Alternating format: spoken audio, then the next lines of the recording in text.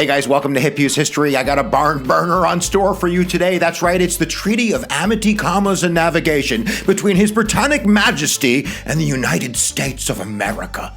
Thank goodness it's only going to say Jay's Treaty on the exam. So let's see if we can't wrap our heads around the 1795 treaty, which is going to regulate relationships between the United States and Great Britain.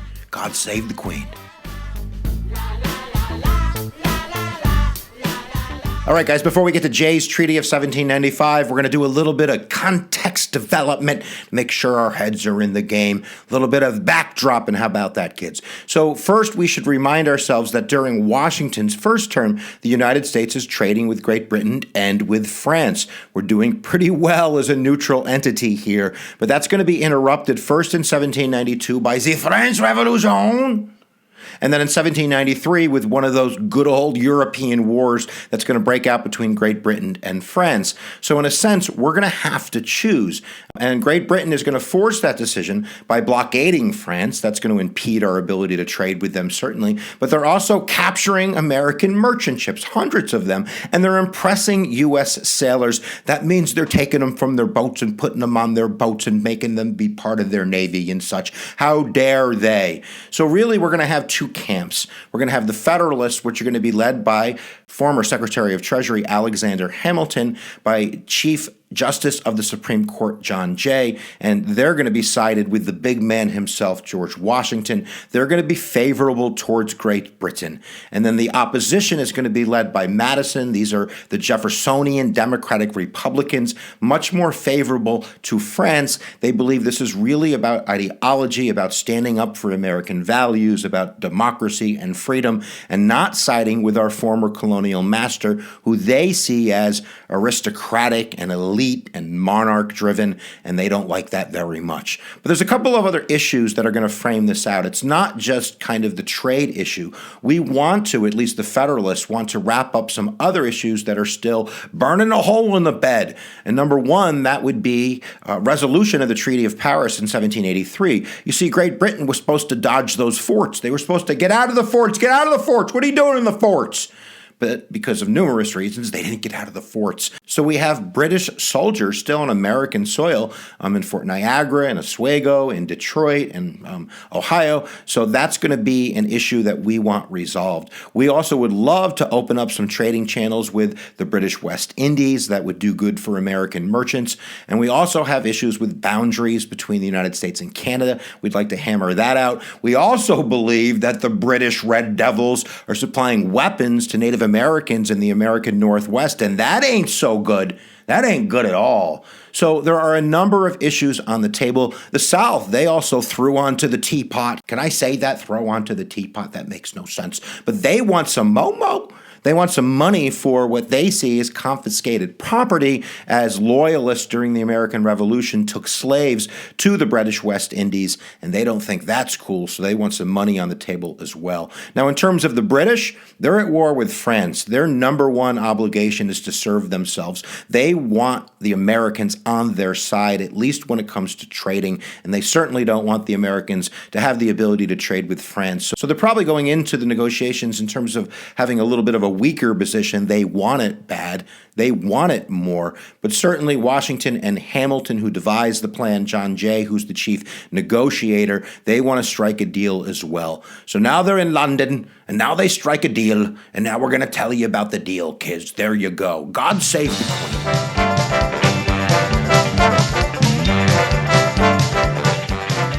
So we got a deal, boys, and this is basically the framework of the deal. Number one, it's noteworthy because it's really the first time that two international powers are going to start international arbitration, and most of the financial issues were sent to arbitration, where the United States came out ahead. We gained about $12 million back in the day from Great Britain for losses in terms of the merchant ships that they confiscated, and we ended up paying about £600,000 to Great Britain for pre-1775 debts that were owed. Now, the British agree to vacate their forts, which they did in June of 1796, but the most important attribute is that both nations are going to grant each other favorable nation trade status. So we're going to be all good trading with Great Britain and them with us, and we're going to bend to the British maritime policies when it comes to France. So we're not going to be trading with France, we're going to be trading with Great Britain. Now, in terms of the Native Americans, they agree that they shouldn't be doing that. They're going to not supply them anymore. In the West Indies, they're going to give us limited access to trade. But the most important part is that we are siding with them and they got a trade deal with the United States. Now, what we didn't get is we didn't get them to stop impressing our soldiers on the high seas. The Jeffersonian Democratic Republicans are going to really exploit this. And we also didn't deal with that southern issue of the Southerners wanting compensation for their lost slave property from loyalists that went to West Indies and brought slaves. But that's going to be a thorn in the side also for the Jeffersonian Republicans, because you have to remember, for the most part, they are a Southern-based party. So that's the framework of the deal. Compensation is dealt with in an international arbitration setting. We're going to have a most favorable trade status with Great Britain. We're going to open up the West Indies a little bit. They're going to vacate their forts. We're going to bow to them in terms of France and their war and trade. And this is going to be a 10-year treaty. So we got it for 10 years. Now we're going to talk about what it all means, especially since a treaty isn't done until it hits the Senate.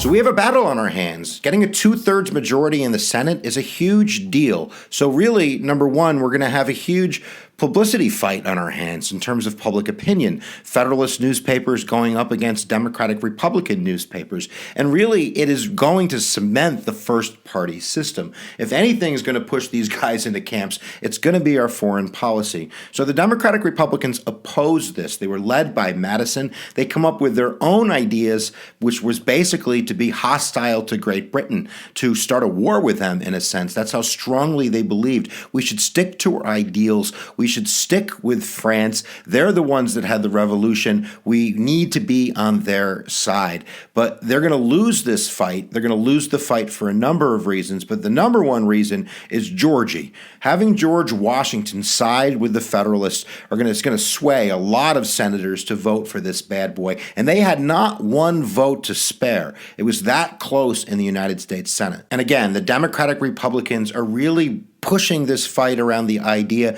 that we shouldn't be supporting a monarch. We shouldn't be supporting our former colonial master. They're trying to really raise awareness of what's going out in the Northwest in terms of the British supplying weapons to Native Americans, and also what's going on in the high seas, that the British are impressing our sailors and we're going to make a deal with them. That's just ludicrous. And after the treaty finally passed, Madison, he's trying to scream that it should go to the House of Representatives because it's their duty to regulate commerce. It becomes a huge issue in the 1796 election, which is going to allow the Federalists to sweep into power with John Adams.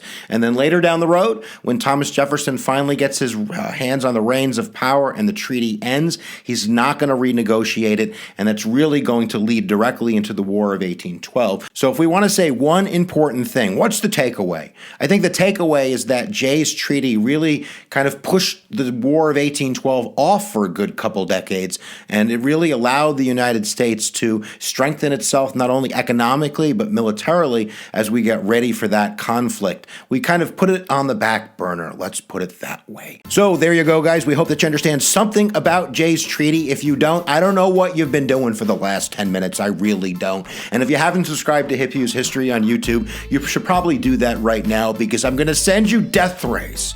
Until you do it. And always remember, where attention goes, energy flows, and we'll see you guys next time that you press my buttons.